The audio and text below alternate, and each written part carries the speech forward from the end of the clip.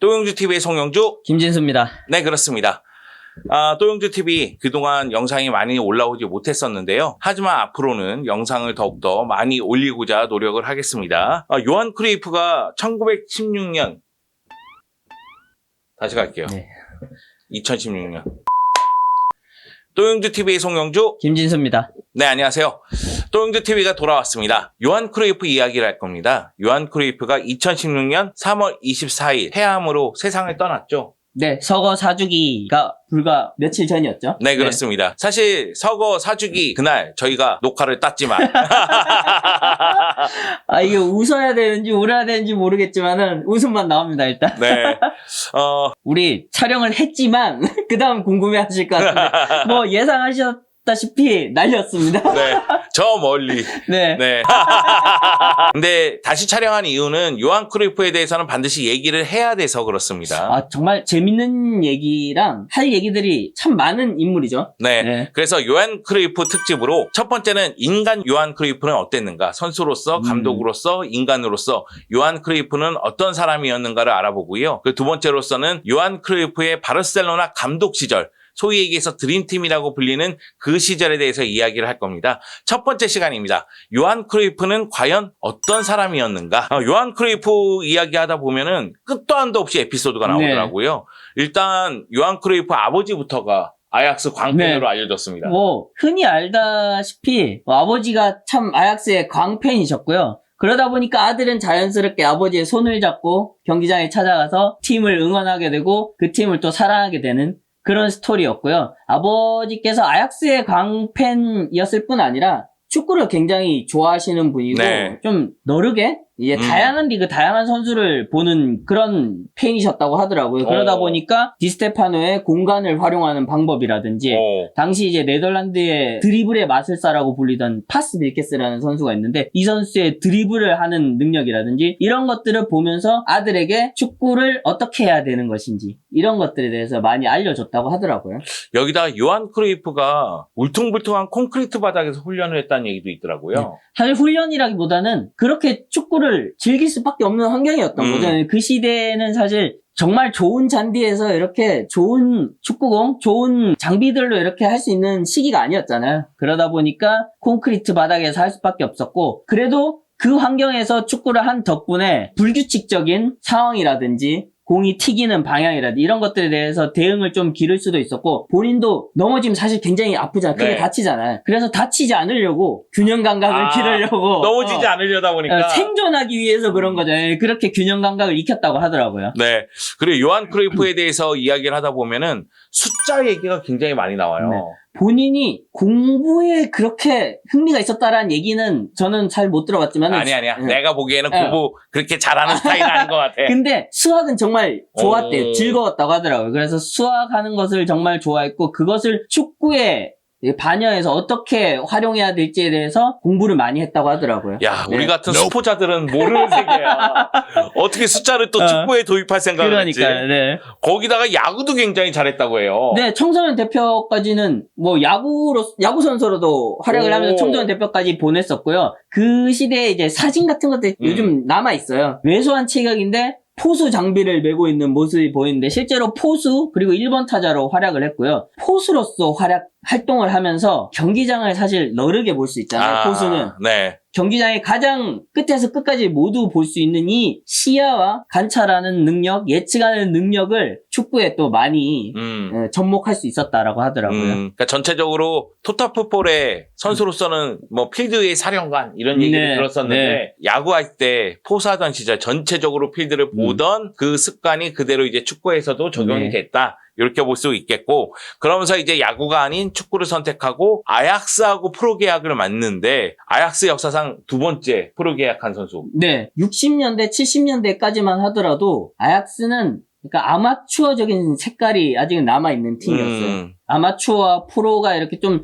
산재되고 엇갈리는 그런 시기였는데 리누스 미엘스 감독이 본격적으로 지휘봉을 잡으면서 팀을 프로화시키고 체계적으로 자리 잡고자 노력을 많이 했고요. 그 과정에서 피트 케이저, 같이 이제 크라이프라는 인물과 함께 아약스의 전성기를 구가했던 선수와 크라이프를 첫 번째, 두 번째 프로 계약을 체결하면서 본격적으로 체계적으로 관리하는 그런 시스템을 구축하게 됐죠. 네. 그러면서 이제 아약스에서 활약을 하게 되고 네덜란드 대표팀에서도 활약을 하게 되는데 아약스에서 챔피언스 리그 3연패. 어마어마한 기록을 세우게 됩니다. 대단하죠. 네덜란드 대표팀에 데뷔했을 때도 참 재밌었던 게 데뷔전이었나 두 번째 경기였나 바로 퇴장당했었거든요. 상대 수비가 신경질적으로 이렇게 신경을 빡빡 긁은 거야. 거기에 이제 흥분해서 좀 퇴장을 당했었는데 그런 상황에선 뭐 요즘 같았으면 그런 얘기들 하잖아. 이 선수 멘탈이 깨졌다. 그러면서 이제 멘탈이 나갔다. 그런 얘기들도 나올 법한데 그런 상황을 이겨내고 더 큰 선수가 됐다라는 게 정말 요한 크루이프의 위대한 점이고 70년대 얘기를 저희가 항상 하잖아요. 네네. 근데 60년대 후반에도 크라이프 그리고 아약스는 인상적인 팀이었어요. 유로피안 컵이라고 하죠, 과거에. 그 유로피안 컵에서는 잘 알고 계시는 빌 샹클리의 리버풀. 맞아.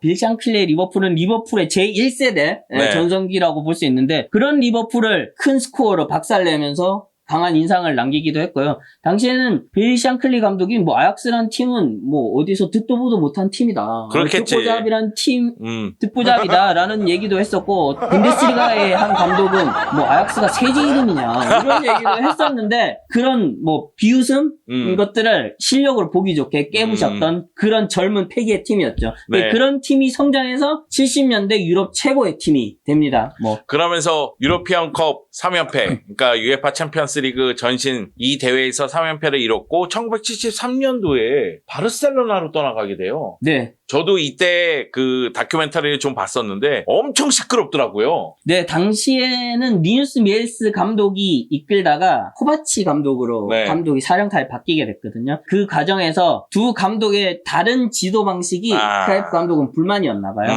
그러다 보니까 뭐 본인은 좀 규율을 강조하고 체계적인 것들을 강조하기를 원했는데 코바치 감독은 좀 약간 자유라는 이름하에 약간 방만한 그런 운영이 있었던 것이 마음에 안 들었다. 그리고 이제 그 과정에서 주장 선출하는 이슈도 있었는데 당연히 본인이 주장이 될 거라고 생각했지만은 투표 체제에서 카이저 선수가 주장에 선임되게 되거든요. 에이, 성격이 뭐가 좀 있어. 난 거야. 거기에서 좀 본인이 핀트가 나갔다 그래야 되나?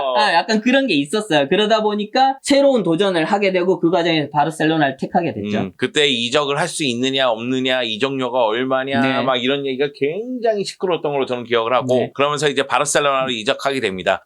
바르셀로나로 이적한 다음에 바르셀로나에서도 승승장구하는 모습이 있어요. 라리가 우승 한번, 코파델레 우승 한번 이렇게 차지하게 되는데 70년대 얘기할 때 바르셀로나 시절보다는 역시 이제 아약스 시절과 네덜란드 대표팀 얘기를 해야 돼요. 왜냐하면 네덜란드 대표팀이 요 70년대 월드컵 결승전을 두 차례 가서 두 차례 모두 우승에 실패를 합니다. 네, 둘 다 준우승에 머물게 되죠. 그 가운데 크라이프는 74년대에만 참가를 했어요. 그 대회에서 정말 센세이션을 일으켰죠. 70년대 아약스가 유로피안 3연패를 달성한 그 팀이 어떻게 보면 월드컵에 그대로 나온 셈이니까 이런 모습을 보여준 게 사실 그렇게 놀랍진 않은데 아약스를 접하지 못한 타 대륙, 제3의 대륙이라든지 이런 다른 대륙의 팀들은 정말 충격적이었고 거기에 이제 모든 팀들이 정신을 차리지 못했죠. 그렇죠.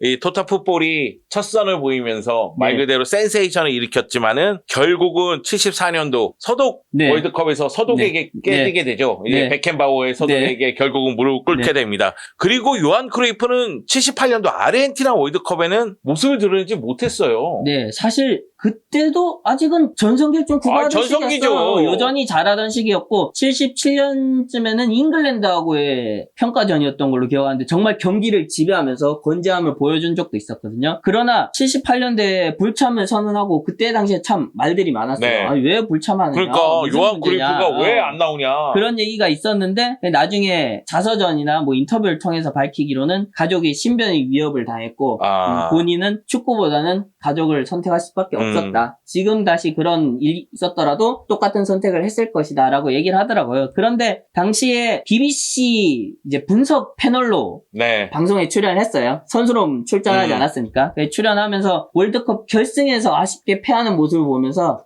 내가 그 자리에 있었으면은 달라졌을 건데. 그래. 달랐을 건데라고 조금의 후회는 했었다고 하더라고요. 본인뿐 아니라 모든 네덜란드 혹은 이제 축구를 지켜보는 팬들이라면 그런 생각을 했을 것 같아요. 네, 맞아요. 그리고 나서 이제 뭐 바르셀로나에서 화려한 선수 생활을 보내고 여러 팀을 거치면서 이제 아약스로 돌아오게 되죠. 네, 아약스로 돌아와서도 뭐 건재함을 보여줬죠. 정말 크라이프는 은퇴 직전까지 화려했어요. 은퇴 직전까지 빛났고 그런 선수였는데 아약스에서는 젊은 선수들, 뭐 반바스텐이라든지 레이카르트라든지 이런 선수들을 이끌고 또 아약스의 새로운 중흥기를 이끄는 그런 인물이 됐었죠. 네. 하지만 은퇴는 아약스가 아니잖아요. 네.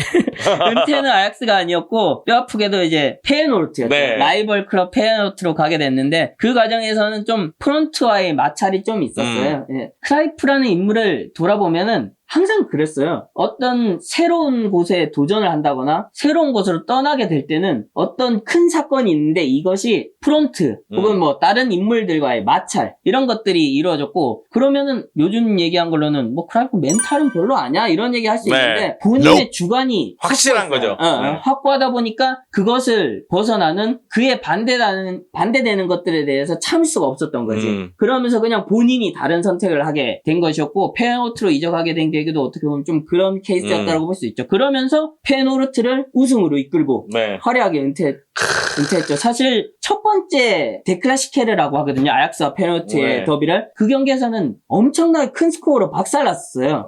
페노르트가. 페노르트가. 그러면서 에이 뭐 크라이프도 별 수 없네 이런 얘기가 나왔는데 또 그게 또 크라이프의 자존심에 또 약간 기스를 낸 거야. 그러면서 이제 오히려 동기 유발이 되고 그렇게 멋진 마무리로 이어지게 됐죠. 천재는 약간 시니컬한 맛이 있는 것 같아.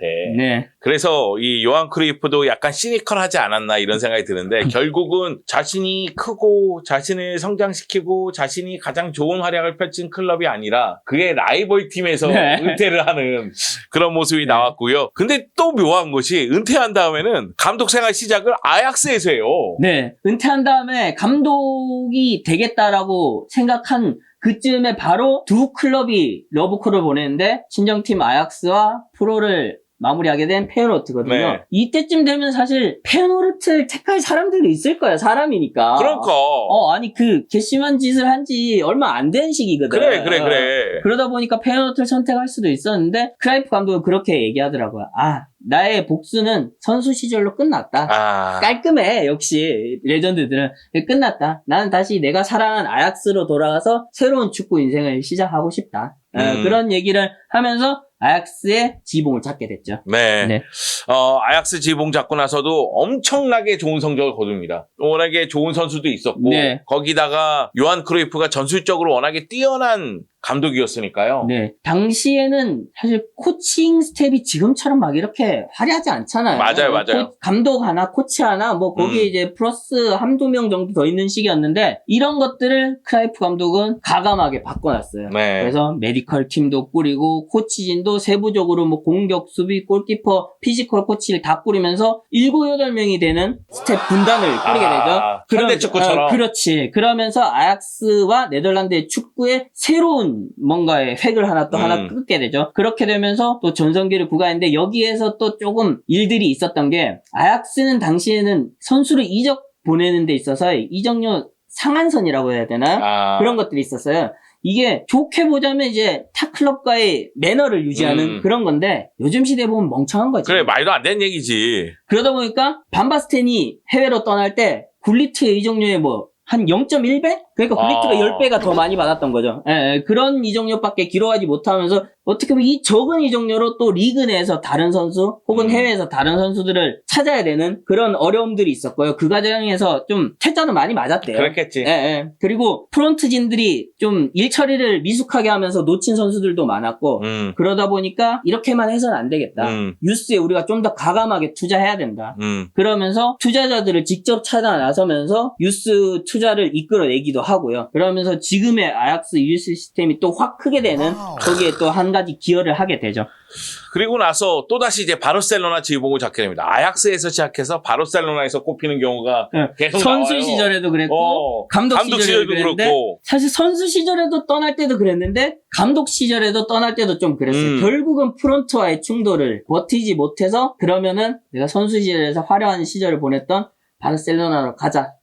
그렇게 해서 스페인의 또 감독으로서 도전을 하게 되죠. 네, 이게 1988년도에 바르셀로나 지휘봉을 잡게 되고 1996년까지 이끌게 됩니다. 요 시기는 2편에서 여러분에게 자세하게 설명해 드리도록 하고요. 네. 바르셀로나 지휘봉 잡고 나서 챔피언스리그 우승을 차지하는 등 말 그대로 드림팀의 수장다운 모습을 또 네. 보여줬습니다. 그리고 아들인 요르디 크루이프가 잉글랜드에 있던 시절에 로베르토 마르티네스하고 형제처럼 지냈다는 이야기가 있어요. 네, 사실 조르디 크라이프라고도 하죠. 네, 조르디 크라이프에 대한 뭐 얘기가 참 많아요. 이게 부자간의 축구 선수 하는 그런 가족에게서 항상 나온 얘기긴 한데 아버지의 후광을 등에 입고 축구를 한다 그런 얘기를 했지만은 조르디가 그래도 꽤 선수로서는 잘했지. 좋은 커리어를 보냈다라고 생각해요. 부상이 있었음에도 뭐 굵직한 여러 커리어들이 있었고 빅클럽들도 돌아다녔고 또 알라베스에서 또 커리어 마지막에 뭐 좋았었잖아요. 바르셀로나 메뉴에서는 뚜렷한 족적을 남기지 못했지만은 알라베스에서 선풍적인 돌풍을 일으켰으니까. 네, 특히 이제 잉글랜드에서 축구를 할 때 크라이프 본인이 이제 잉글랜드에 건너가서 축구를 많이 또 관전했대요. 아들이 또 축구가 궁금하니까 어떻게 하고 있는지 또 걱정되잖아요. 근데 그 과정에서 이제 여러 축구인들을 만나게 됐고, 특히 이제 요르디가 로베르트 마르티네스, 지금은 감독이죠. 감독과 이제 친하게 지내면서 어떻게 약간 양아들 같은 이런 관계를 가지게 됐다고 하더라고요. 네. 네. 자, 그리고 나서 이제 감독 생활이 끝난 다음에는 이제 아약스 이사진부터 또 참여를 하게 됩니다. 네. 뭐, 계속 관여는 해왔어요. 네. 축구적인 조언도 하면서 전술적인 조언도 해왔는데 본격적으로 관여하게 된 계기가 이게 네덜란드하고 아약스 경기를 보니까 너무 한심한 거야. 자기가 느끼기에. 그리고 내가 이끌던 아약스, 내가 이끌던 네덜란드는 이렇지 않았는데 너무 한심하고 스페인이 오히려 더 네덜란드, 그리고 바르셀로나도 네덜란드스러운 축구를 하는 것이 답답한 나머지, 내가 이제 사랑하는 아약스를 살리기 위해서, 이사진에 들어와야겠다라는 생각을 하게 되죠. 그러면서 이제 아약스 이사진 시절에는 바날 감독하고도 친분이 굉장히 두터웠다고 하던데. 네, 사실 요즘에는 그런 얘기들이 있어요. 바날이랑 크라이프는 앙숙이었다. 그런 얘기도 있는데, 과거 얘기들을 보면은 아니에요. 크라이프는 바날이 정말 어떻게 보면 아끼는 제자?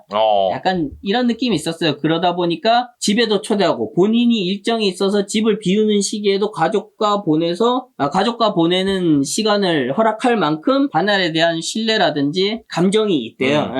그런데 당시에 아약스의 이제 가장 큰 문제라고 하면은 아약스는 주식 상장된 이사회가 형성되어 있는 그런 좀 특별한 구단이다 보니까 비아약스인 그러니까 말하면 경영인들이죠.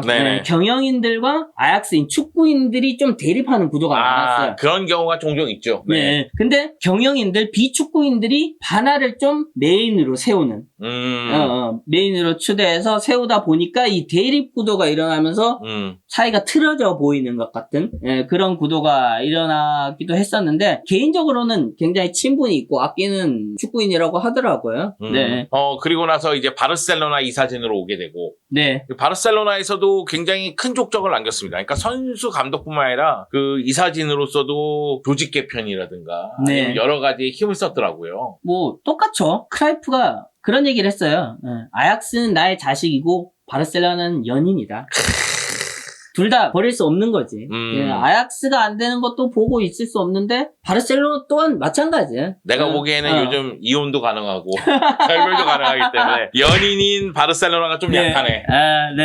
아무래도 태어난 곳이니까 그러니까. 축구 선수로서 태어난 곳이니까 아약스는 그런 감정이 있긴 하지만은 역시 잘 되게 하기 위한 그냥 사랑 그런 의도에서 기술 이사 혹은 프론트를 역임하면서 팀에게 조언을 아끼지 않고 힘을 보탰던 것 같아요. 네. 그뿐만 아니라 그 요한 크루이프의 제자들이잖아요. 라이카르트 감독이라든가 가르디올라 감독이라든가 조언을 굉장히 많이 하고 축구에 대해서 이야기를 굉장히 많이 나눴다고 하더라고요. 네, 바르셀로나에서 이제 그런 러브콜을 보냈을 때 받아들이게 된 것은 본인 크라이프와 좀 친한 인물들이 자리 잡고 있었던 것도 영향이 있다고 봐요. 예, 당시에 이제 뭐 가르디올라도 말씀하셨고 레이카르트도 말씀하셨고 또 회장으로 있었던 라포르테, 예, 네. 라포르타 회장도 그 회장으로 이제 선출되기 이전부터 좀 약간 친분이 있던 네. 같이 오랫동안 축구 일을 해오던 관계다 보니까 이 돌아가는 협업이라고 해야 되죠. 시너지 같은 것들이 잘 나죠. 그러다 보니까 본인도 즐거워서 더 이제 관여를 해왔는데 이 관계가 구조가 해체되면서 라포르타 예. 회장이 이제 산드로 로셀 회장에게 밀리면서 네네 그렇게 되고 감독이 바뀌고 뭐 이런 여러 일들이 생기면서 크라이프란 인물도 결국은 물러나게 되죠. 네. 그러면서 이제 크라이프가 흡연을 즐겨했기 때문에 애연가였잖아요. 네. 그러다 보니까 심장 쪽에 문제도 있었고 수술도 했죠. 네, 그리고 이제 금연 활동을 펼치기도 했는데 마지막에는 이제 폐암으로 세상을 떠나게 됩니다. 네. 뭐 감독 시절에도 보면은 그런 사진들이 남아 있어요. 과거에는 흡연하는 사진들이 남아 있었는데 어느 날 보니까 사탕을 물고 있어. 네. 그 크라이프가 했던 말 중에 흡연이 나의 사랑하는 모든 것을 빼앗아갈 뻔했다. 그러면서 이제 금연 운동이죠. 예, 죄송합니다. 금연 운동에 대해서도 또 캠페인을 벌이고 영상도 찍게 되는 그런 일도 있었고요. 그 영상이 아직도 유튜브에 있어요. 네. 크라이프가 바바리 코트 입고 양복을 입고 있는데 그 담배를 트래핑하는 거야 발로. 네. 그리고 마지막에 이제 담배를 발로 팍 차는 그 영상이 있어요. 근데 되게 멋있어요. 저는 이게 약간 다른 얘기인데 그 영화 콘스탄틴 볼 때 거기에 주인공이 원래 엄청난 흡연이잖아요. 애호가잖아요. 하비스모커라고 하죠. 네, 하비스모커. 스모커인데 마지막에 이제 그 담배를 버리고 껌으로 네. 갈아타잖아. 아유, 약간 크라이프 느낌인데 약간 그런 느낌이 있었어요. 네. 크라이프가 축구사에 남긴 족적은 너무나 큽니다. 네, 정말 사실은, 대단하죠. 네. 지금은 모두가 소위 얘기해서 이 토탈 풋볼을 즐기고 있잖아요. 모두가 공격하고 모두가 수비한다. 이거는 기본 중에 기본이거든요. 근데 예전에는 그러지 않았단 말이에요. 네. 그런데 이제 크라이프가 선수로서 그런 것을 보여줬고 그리고 감독으로서 더욱더 전파를 했고 그렇기 때문에 뭐 바르셀로나에서 스페인 대표팀에서 아약스에서 네덜란드 대표팀에서 그 외에 다양한 팀에서 지금 토탈 풋볼의 모습을 보여주고 있지 않습니까? 네, 70년대 축구를 보면은 아약스에만 그냥 초점을 맞춰서 보면은 좀 엉성해 보여요. 지금 축구에 비해서는. 그런데 다른 팀과 비교해 보면은 확실히 달라. 네. 이 팀이 얼마나 현대적인 축구에 근접한 그런 축구를 했는지를 보여줬고 70년대 유러피안 컵 3연패를 할 때도 보면은 항상 엄청나게 번쩍번쩍했던 팀, 번쩍번쩍했던 크라이프는 아니에요. 근데 이제 요소요소에서 다름을 만들어낼 수 있는 그런 능력들 그리고 그 다양한 그런 선수들이 어우러진 결과가 아약스와 네덜란드라는 전성기를 만들어냈고 크라이프라는 인물이 시작되는 계기였다라고 볼 수 있죠. 네. 요한 크루이프에 대해서 여러 가지 알게 됐는데 개인적으로 요한 크루이프는 어떤 사람 같아요? 네, 요한 크루이프는 저는 사실 초기에 좀 막 찾아봤을 때 네덜란드에 대해서 이제 역사에 대해서 좀 찾아보고 공부할 때는 좀 되게 게으른 거 아니냐라는 느낌도 받았어요. 왜 그런 느낌을 받았냐면 제가 당시에 모든 경기를 보는 건 아니니까 보는 경기마다 그런 장면들이 좀 있더라고. 경기장에 서서 오히려 지휘를 하는 장면들. 선수가. 선수가. 당시로서는 받아들일 수 없었지. 네. 지금은 이제 이해는 가는데. 지가 뭔데? 그러니까. 근데 그럼에도 본인이 해야 되는 역할들을 모두 해냈고 팀을 이끌어왔다. 그런 좀 대단한 인물이었는데 크라이프는 한 인터뷰에서 그런 얘기를 하더라고요. 한 인터뷰에서 향후에 어떤 인물로 기억되고 싶느냐. 그런 질문을 받았을 때, 뭐, 나중에 되면 사실 다 잊혀질 건데, 크게 미련을 갖진 않지만은, 그래도 꼭 굳이 한마디를 해야 된다고 한다면은, 책임질 줄 아는 스포츠맨이고 싶다. 그렇게 남고 싶다라고 하더라고요. 그 말을 딱 듣고, 읽고 나서, 그 크라이프의 뭐, 과거부터 이 인생을 좀 돌아보니까, 맞네. 진짜 그 말을 지켜온 인물이다. 단순히 그냥 축구인이 아니라 스포츠맨으로서 뭐 스포츠, 축구에 어떻게 기여해야 되는지 본인이 가지고 있는 것을 모두의 축구에 쏟아냈던 그런 인물이 아니었나 그런 생각이 들었어요. 정말 대단한 인물 같아요.